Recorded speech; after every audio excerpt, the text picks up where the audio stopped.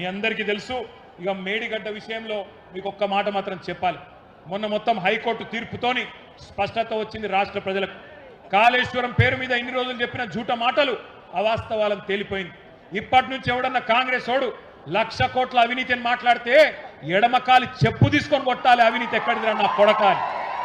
High court తీర్పిచ్చినాక ఇంకా ఏంది నీ డ్రామా అని నిలదీయాల్సిన బాధ్యత మన మీద ఉన్నది. వాస్తవం కాదా? సర్కారు తుమ్మలు మొలిచిన కాకతీయ కాలువల్లో కాళేశ్వరం ద్వారా గోదావరి నీళ్లు తీసుకొచ్చిన మాట వాస్తవం కాదా? మీ డోర్నకల్లో, మీ పాలకుర్తిలో, ఇంకా కిందికి మీ మహబాద్లో, మీ జిల్లాలలో నీళ్ళు వచ్చిన మాట, కాళేశ్వరం నీళ్ళు వచ్చిన మాట వాస్తవం కాదా అని నేను అడుగుతున్నా. ఆ రోజు మేడిగడ్డను కూడా ఈ సన్నాసులు ఏమో చేసిండ్రు, బాంబులు పెట్టి పేల్చిండ్రు. ఇవాళ చెక్ డ్యాములు వెలుస్తున్నారు. మన హుజూరాబాద్లో మొన్ననే ఒక చెక్ డ్యామ్ పేల్చిండ్రు. ఎవడన్నా బుద్ధున్నోడు పొలాలకు రైతులకు నీళ్ళు ఇచ్చే చెక్ డ్యామ్లను పేల్చేస్తారా? ఒక గంత నీచమైన పని. బాంబులు పెట్టుడు, చెడగొట్టుడు, పేల్చుడు, ఇవి తప్ప కాళ్ళ కట్టెపెట్టుడు తప్ప వీళ్ళకు మాత్రం తెలివి లేదు. ఇంకొక మాట, ఇలా వడ్లు కొనే తెలివి లేదు, మక్కలు కొనే తెలివి లేదు. ధాన్యం కొనండి సారు అని ఇవాళ రైతులు కాళ్ళు పట్టుకునే పరిస్థితి వచ్చింది. బాధ అవుతుంది మాకు. రైతుకు ఈ దుస్థితి ఎందుకు వచ్చింది? కరోనా ఉన్నప్పుడు కూడా 7,000 సెంటర్లు పెట్టి కేసీఆర్ కొన్నాడు కదా, ఏం రోగం పుట్టింది మీకు అని ఇవాళ రైతులు అడుగుతున్నారు. నేను రేవంత్ రెడ్డికి ఒకటే చెప్తున్నా, రైతన్నలకు కూడా ఒకటే విజ్ఞప్తి చేస్తా ఉన్నా. కాళ్ళు పట్టుకోకండి, దండం పెట్టకండి. కాళ్ళు పట్టుడు బంద్ చేసి కాలర్ పట్టుడు నేర్వండి. కాంగ్రెస్ వల్ల కాలర్ పట్టుకోండి.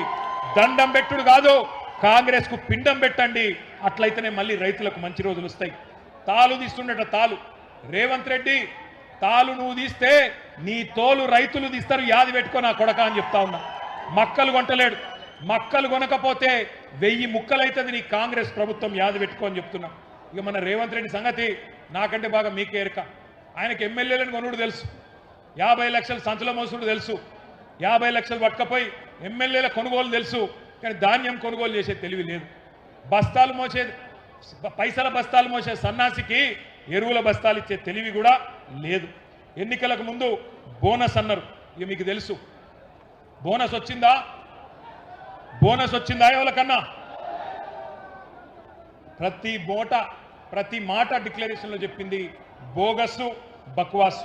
గ్యారంటీలు bogus, manifesto bogus, declaration bogus, bonus కూడా బోగస్ అయింది. ప్రతి పంటకు 500 బోనస్ ఇస్తామన్నారు. పత్తికి, మక్కలకు, జొన్నలకు కింటాలకు 500 అదనంగా ఇస్తామని చెప్పి ఇవాళ ఉన్న పంటను కూడా కొనే పరిస్థితి లేదు. వడ్లకన్నారు, తర్వాత సన్న వడ్లకన్నారు, మళ్ళీ ఇప్పుడు సన్నాలలో కూడా కట్టింగులు పెడుతున్నారు. 29 రకాలను మొదలన్నారు, ఇప్పుడు 8 రకాలు అంటున్నారు. పోయిన యాసంగి బోనస్ ఎగ్గొట్టిండు, 1200 కోట్లు బాకీ ఉన్నాడు. ఇక మీకు తెలుసు, ఆయన మనం గట్టిగా అడిగినాం అనుకో, ఏమైనా రేవంత్ రెడ్డి బోనస్ సంగతి అంటే ఏమంటాడు? మీ లాగుల తొండలిడుస్తా, నీ గుడ్లు వీకి గోటీలాడతా, నీ పేగులు తీసి మెడలేసుకుంటా, ఇటువంటి చిల్లర చిచోర మాటలు తప్ప పనికొచ్చే ఒక్క మాట కూడా ఆయన మాట్లాడలేదు. అందుకే పెద్దలు ఎప్పుడో చెప్పిండ్రు, అల్పబుద్ధివానికి అధికారం ఇస్తే దొడ్డవారి నెల్ల దొలగగొట్టు, చెప్పు తినడి కుక్క చెరుకు తీపి నెరుగునా విశ్వదాభిరామ వినురవేమ అని ఎప్పుడో చెప్పిండు వేమన శతకంలో. ఇందిరమ్మ ఆత్మీయ భరోసా అని చెప్పిండు, అది కూడా బోగస్ అయిపోయింది. ప్రతి కూలికి నెలకు 1000, ఏడాదికి 12,000, మొత్తం 15,000 కోట్లు బాకీ ఉన్నారు, మర్చిపోవద్దు. ఇక ఆఖరికి ఒకటే మాట చెప్పి నేను ముగిస్తా. పైన బడేబాయి చెప్పినట్టు కింద చోటేబాయి ఆడుతున్నాడు. కేసీఆర్ ఉన్నప్పుడు మోటార్లకు మీటర్లు పెట్టమంటే నేను పెట్టా, నా ప్రాణం పోయినా పెట్టా అని చెప్పి కేసీఆర్ గారు 30,000 కోట్ల రూపాయలు రుణం కూడా వదులుకున్నాడు. కానీ రేవంత్ రెడ్డి ఒప్పుకున్నాడు, సంతకం పెట్టిండు. మొదలు ట్రాన్స్ఫార్మర్ల కాడ మీటర్ పెడతారట, అటెనక మీ బాయిల కాడ పెడతారు. దీన్ని ఎదుర్కోకపోతే, దీన్ని వదిలించుకోకపోతే, ఇప్పుడు కొత్తగా 3వ డిస్కం పేరిట జరుగుతున్న నాటకాన్ని రైతన్నలు పసిగట్టకపోతే మునిగిపోతామని చెప్పి నేను మీ అందరికి కూడా ముందే అప్రమత్తం చేస్తా ఉన్నా. మరి దయచేసి మా అన్నలందరినీ, రైతన్నలందరినీ నేను ఒకటే కోరేది, ఒకటే ఒక్క మాట నేను విజ్ఞప్తి చేసేది మీ అందరికీ కూడా.